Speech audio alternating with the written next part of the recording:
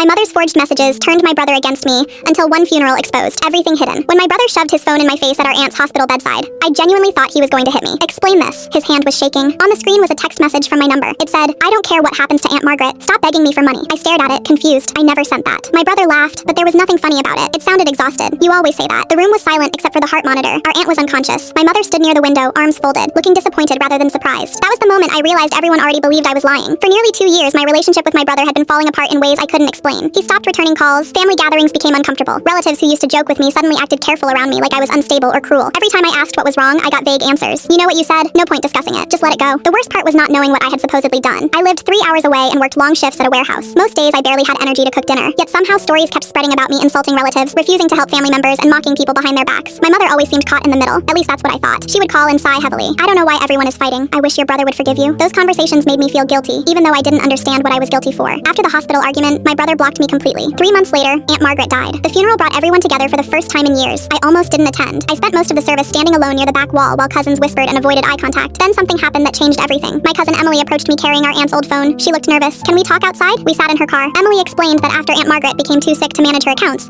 she had asked Emily to organize her phone and messages. While doing that, Emily noticed something strange. Several hurtful texts supposedly sent by me had come from screenshots, not actual message threads. Even stranger, many screenshots shared among relatives had identical cropping and formatting errors. The timestamps didn't match. The font spacing was slightly different. At first, Emily thought it was a coincidence. Then she found something else. My mother had been using our aunt's tablet for months. The tablet automatically synced messages from accounts that had logged in. One account belonged to my mother. Emily handed me printed screenshots. My stomach dropped. There were drafts, dozens of them. Fake conversations, edited messages, carefully constructed arguments designed to make me look selfish, arrogant, and hateful. Some weren't even finished. I felt physically sick. For a few minutes, I couldn't speak. My own mother had been manufacturing evidence against me. The funeral reception ended early that evening because word spread fast. My brother confronted her first. I wasn't there, but several relatives later told me what happened. At first, she denied everything. Then she blamed stress. Then she blamed loneliness. Finally, according to my cousin, she broke down crying and admitted she had been afraid. Afraid that my brother and I were becoming closer to each other than we were to her. Afraid of being left behind. So she created conflicts and positioned herself as the only trustworthy person between us. The explanation somehow made everything worse. There wasn't a hidden inheritance. There wasn't a dramatic family secret.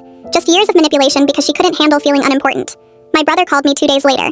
Neither of us knew what to say. We spent almost an hour apologizing for things that now seemed ridiculous. But damage doesn't disappear because the truth finally shows up.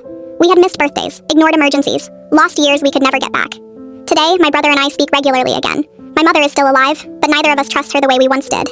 Family dinners are polite and careful. Nobody leaves their phone unattended around her. Sometimes I look at old photos and wonder how many memories were real and how many were shaped by lies I couldn't see. The hardest part isn't what my mother did. It's knowing that for 2 years, the people who loved me most found it easier to believe the worst version of me than to ask if it was true.